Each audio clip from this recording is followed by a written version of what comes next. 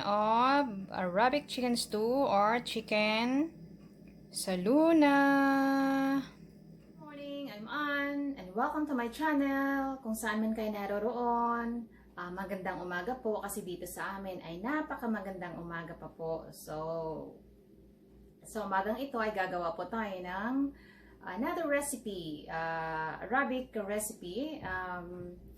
Ito ay ang Arabic chicken stew or tinatawag pong chicken saluna. So ito na pong mga ingredients ng ating gagawing chicken saluna or Arabic chicken stew. Ito po yung half kilo of chicken na marinate ko na po. Lagyan ko na ng mga spices. So ito po yung ating mga vegetables.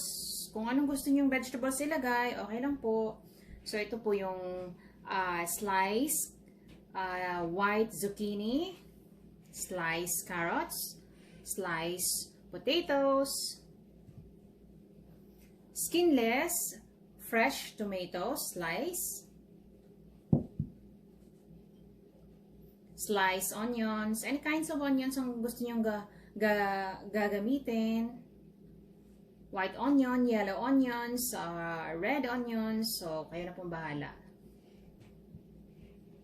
Green bell pepper, fresh cilantro or coriander, ginger and garlic paste, tomato paste, 2 tablespoons of tomato paste. Ito po yung whole spices, itong bay leaves. Ito po yung cardamom. Ito po yung peppercorns, cinnamon stick o cinnamon bark. Ito po yung lumi or dried lemon. So wala po akong cloves, so hindi ko na lang lalagyan ng cloves. Ito po yung powdered spices. Ito po yung turmeric, Cayenne or chili powder, Cummin, or Cummin. Ito po yung 7 spice or Arabic spice o tinatawag nilang BUHARAT, black pepper, salt for season with salt, and then for frying naman is so meron na po tayong pan dito. Ang lalagay po natin ng ating mga spices, whole spices. Lalagay natin ang ating cardamom, peppercorns, bay leaves.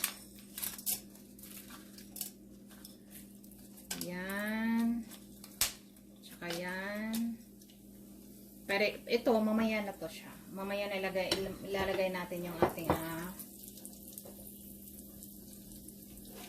dried lemon. So, fry lang natin konti.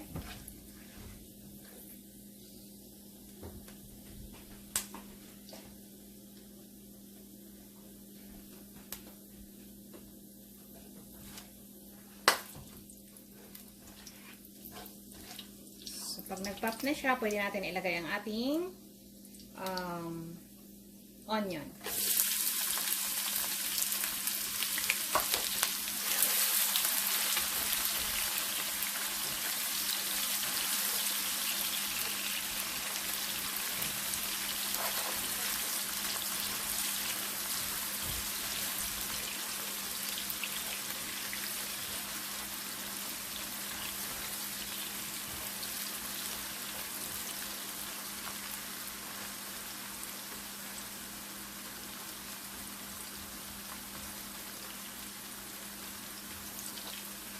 Stir lang po natin hanggang mag-translucent yung onions bago natin ilagay ang ating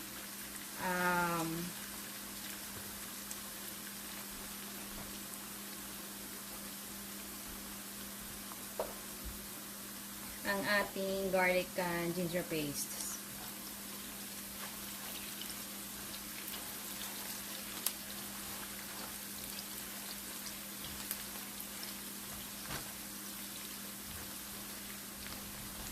So, pwede na po. Lalagay na po natin ang ating garlic and ginger paste.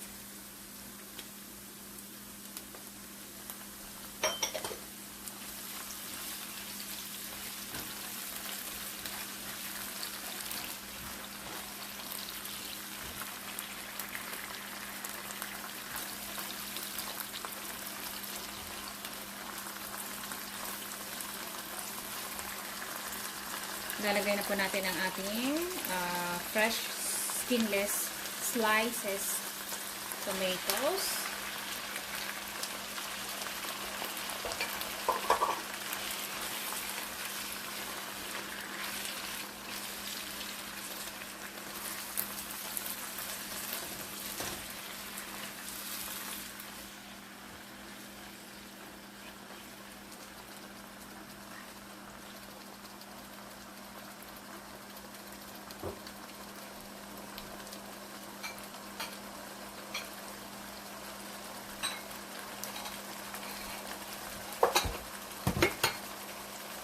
Umaamoy na po dito.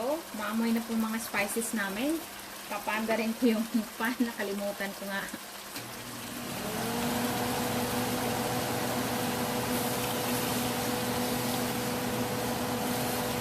Mamaya na lang para marinig ako dito.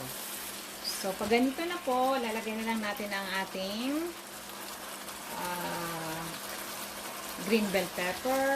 Sunod-sunod na yan. Maglalagay tayo ng ating fresh coriander. Mag-set aside tayo ng konti para sa garnish mamaya. Lalagay na natin ang ating tomato paste. At saka maglagay na tayo ng ating mga spices.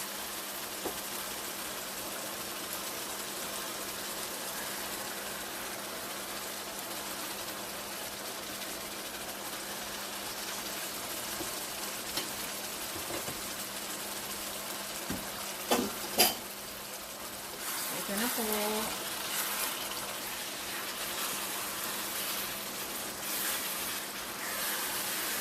Stir lang natin. At saka lagay na natin ang ating mga spices.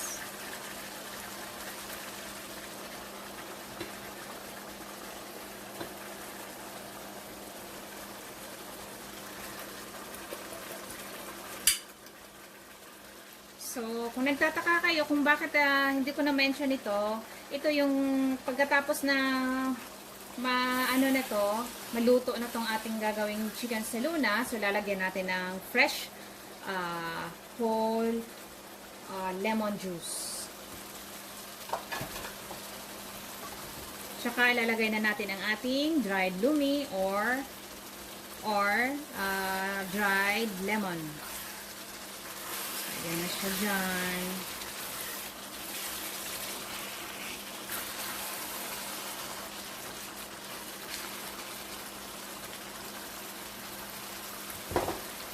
Cover muna natin. Natin mga vegetables at saka maglalagay na po tayo ng liquid. Ang ating water. Lalagay na natin ating vegetables.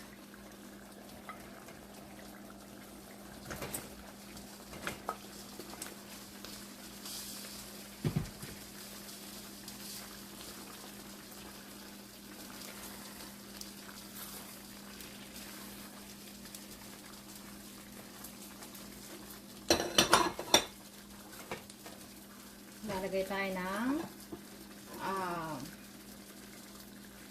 ito siya ay boiled water, parang magkulo lang siya diretso, madaling magkulo. 1 cup of boiling water. Yan.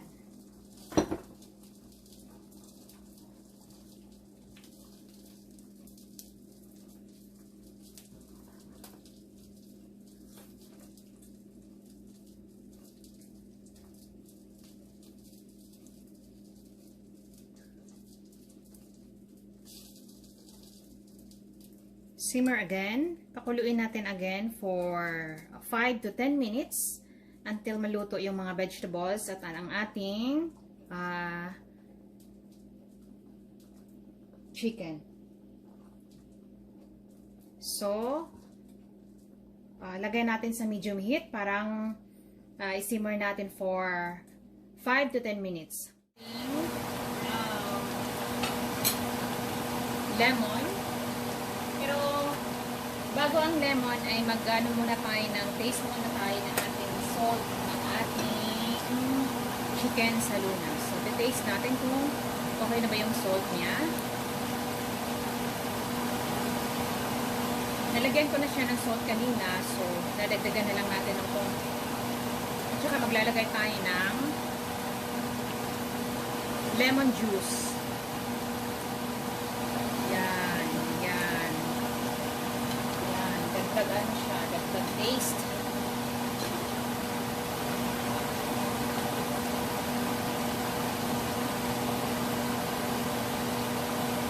So, yan na po ang ating chicken salona. Na-season ko na po siya ng salt. Nalagyan na natin ng lemon. Tapos na po natin ang ating recipe ngayon. Ang ating rabbit chicken stew or chicken salona. Ito na po ang aking version ng chicken salona. So, you see.